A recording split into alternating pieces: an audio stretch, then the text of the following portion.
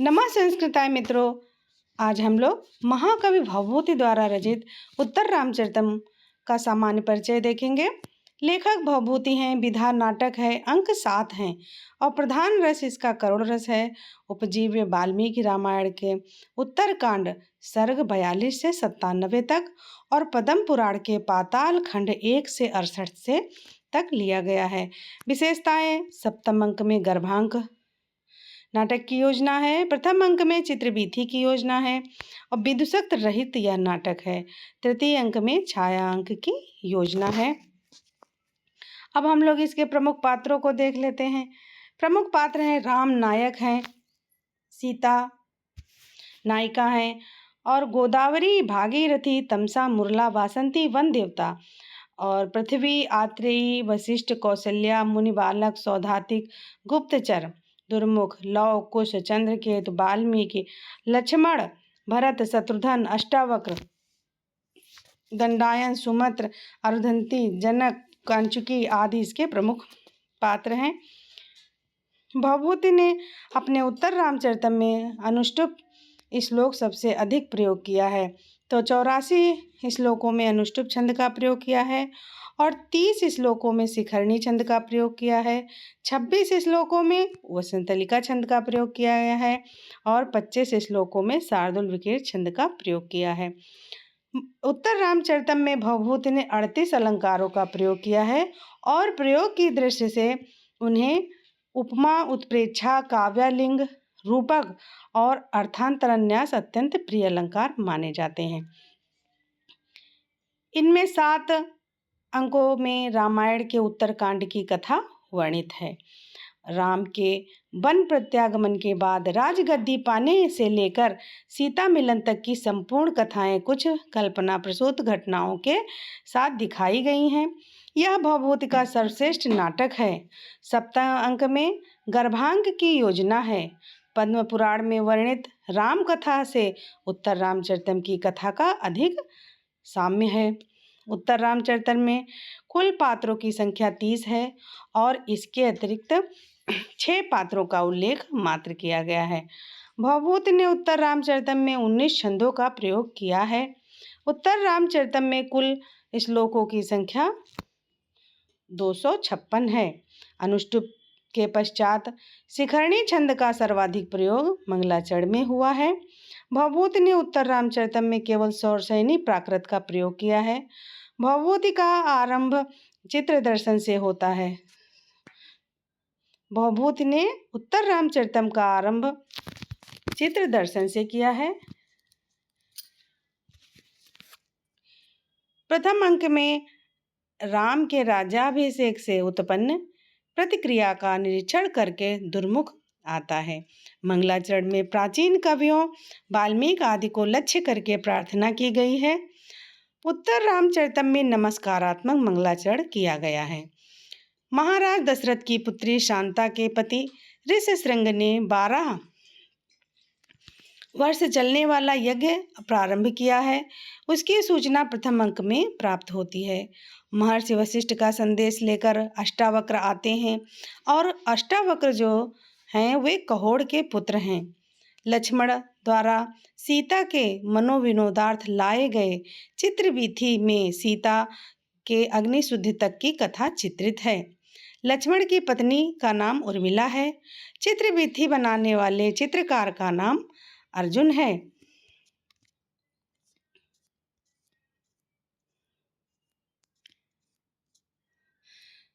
सौधातिक और दंडायन वाल्मीकि के 2 शिष्य हैं। लक्ष्मण के पुत्र का नाम चंद्रकेतु है। शंभुक एक शूद्र तपस्वी है। चंद्रकेतु के वृद्ध सारथी सुमंत्र हैं। वासंती वन देवता है और सीता की प्रिय सखी है।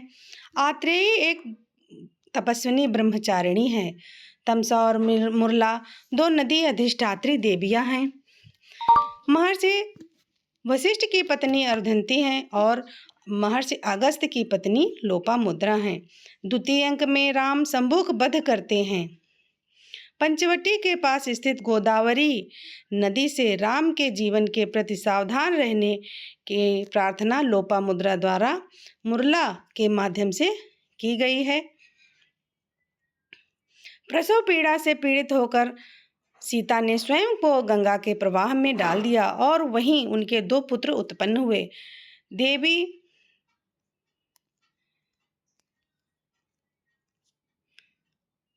देवी गंगा ने दोनों बालकों को महर्षि वाल्मीकि को समर्पित कर दिया। तृतीय अंक में लव और कुश की 12वीं वर्षगांठ की चर्चा है। गंगा ने सीता को आदेश दिया कि वे अपने हाथों से तोड़े गए पुष्पों से अपने पुराण आदि ससुर सूर्य की पूजा करें।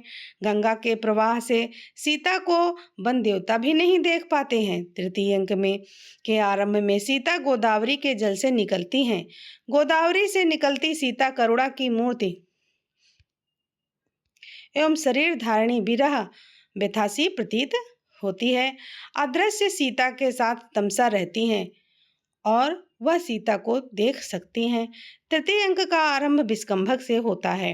वासंती सीता त्याग के लिए राम की भर्त्सना करती है। तृतीय अंक में अश्वमेघ यज्ञ की सूचना देते हैं राम तृतीय अंक में अश्वमेध यज्ञ की सूचना देते हैं और सीता की स्वर्ण प्रतिमा को उन्होंने पत्नी के स्थान पर रखा है। तृतीय अंक का आरंभ तमसा और मुरला नामक 2 नदियों के वार्तालाप से होता है। उत्तर रामचरितम में 38 अलंकारों का प्रयोग है। सर्वाधिक प्रयोग उपमा अर्थात 74 बार किया गया है। चतुर्थ अंक का आरंभ दंडायन और सौधातिक के वार्तालाप से होता है। तृतीय अंक में श्लोकों की संख्या 48 है। चतुर्थ अंक में कौशल्या के पूछने पर लव अपने को वाल्मीकि का पुत्र बताता है। राम कथा के अभिनय के लिए वाल्मीकि ने इस कथा को कुश के संरक्षण में भरत मुनि के पास भेजा। चतुर्थ अंक में लव यज्ञ का घोड़ा पकड़ता है। पंचम अंक में लव जम्भृक अस्त्र का प्रयोग करता है। लव राम के शौर्य को कुछ नहीं समझता और उन पर आक्षेप करता है।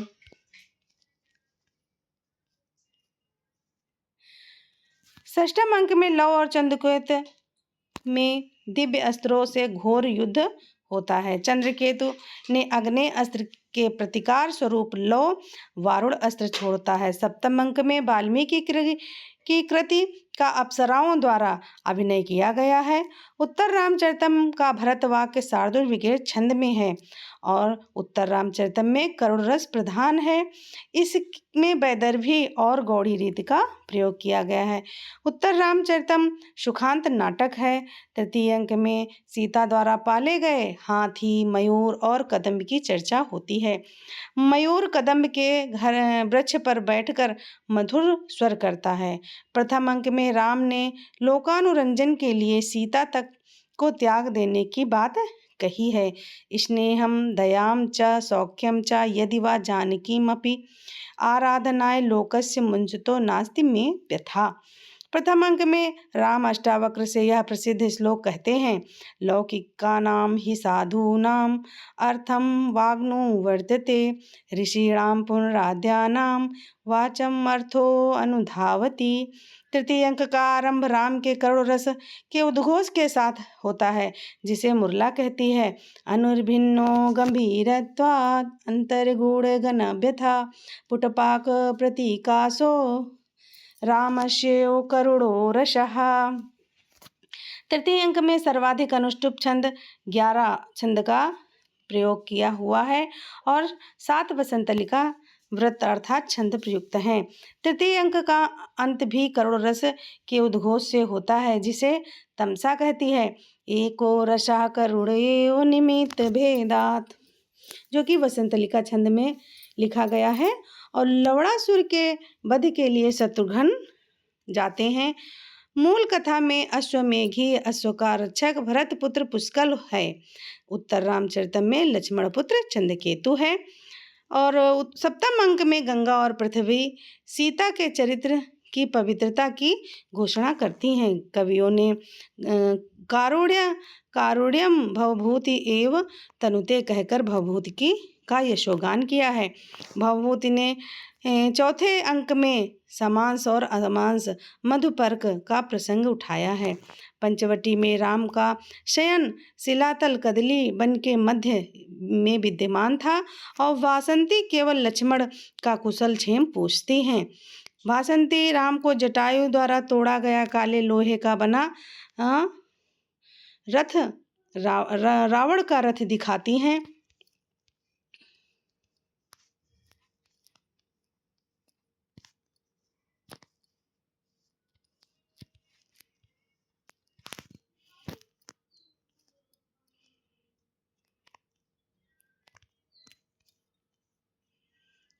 मित्रों अब हम लोग उत्तर रामचरितम का मंगलाचरण देख लेते हैं। इदं कविभ्यः पूर्वेभ्यो नमो वाकं प्रशास्महे विन्देम देवतावाचम् अमृतात्मनः कलाम। भावार्थ यह है कि हम अपने पुरातन वाल्मीकि आदि कवियों को प्रणाम कर ब्रह्मा की अंशभूत सनातनी देवी वाणी सरस्वती को प्राप्त करें यह कामना करते हैं। अर्थात पहले के वाल्मीकि आदि कवियों को प्रणाम कर हम यह कामना करते हैं कि ब्रह्मा की अंशभूत सनातनी सरस्वती को प्राप्त करें। उपर्युक्त मंगलाचरण में वाणी देवी को नमस्कार किया गया है। नमस्कारात्मक नांदी प्रयुक्त है। प्रस्तुत श्लोक में 12 पद हैं, अतः यह 12 पदा नांदी है। अनुप्रास और श्लेष अलंकार है और अनुष्टुप पथ्यावक्त्र छंद का प्रयोग किया गया है। शुद्ध नांदी का प्रयोग यहाँ पर किया गया है। अब हम लोग उत्तर रामचरितम का भरत वाक्य देखेंगे। पापम अभ्यस्य पुनाति वर्धयति च श्रेयांसि सेयं कथा मांगल्या च मनोहरा च जगतो मातेव गंगेव च तामे ताम परिभावयन्ति अभिनये विन्यस्तरूपाम्बुधा ब्रह्मा शब्द ब्रह्मा विदः कवे परिणताम प्रागस्य वाणीमिमाम। शार्दूल विकेर छंद में इसका प्रयोग हुआ है। भावार्थ हम लोग देख लेते हैं कि संसार की माता और गंगा की तरह कल्याण करने वाली तथा मनोहर प्रसिद्धि यह रामायण की कथा पापों से पवित्र करती है और कल्याण को बढ़ाती है। विद्वान लोग अभिनय के द्वारा शब्द ब्रह्म को चाहने वाले इस बुद्धिमान कवि के नाटक के रूप में परिणित ऐसी ही उत्तर रामचरित स्वरूप वाणी का विचार करें। इस मांगलिक पद्य में संसार के कल्याण के लिए नाटकीय पात्रों की ओर से शुभकामना किया गया है। यहाँ उपमा के चारों भेद होने से पूर्ण उपमा अलंकार है। प्रशस्ति नामक निर्वहन संधि का अंग है और शार्दूल विकेर छंद का प्रयोग भरत वाक्य में किया गया है। अब हम लोग उत्तर रामचरितम नाम की सार्थकता को देखते हैं। उत्तरस रामस्य चरितम इति रामचरितम, तो षष्ठी तत्पुरुष हो जाएगा। और उत्तरम च तत् रामचरितम इति उत्तर रामचरितम में कर्मधारय समास हो जाएगा। और उत्तर रामचरितम अधिकृत्य कृतम नाटकम इति उत्तर रामचरितम। अधिकृत्य कृते ग्रंथे सूत्र से अड़ प्रत्यय हुआ है और उत्तर रामचरित धन अड़ का आशेष बचता है, तो लुबाख्यायिकोभ्यो बहुलम वार्तिक से आका लोप होकर उत्तर रामचरितम बन गया। और अर्थात जिसमें राम के जीवन के उत्तरार्ध की घटनाओं का वर्णन है ऐसा नाटक, तो उत्तरम रामचरितम यस्मिन तत् बहुब्रीहि समास भी हो जाता है इसमें, अर्थात जिसमें उत्तरकालीन राम का चरित्र वर्णित है।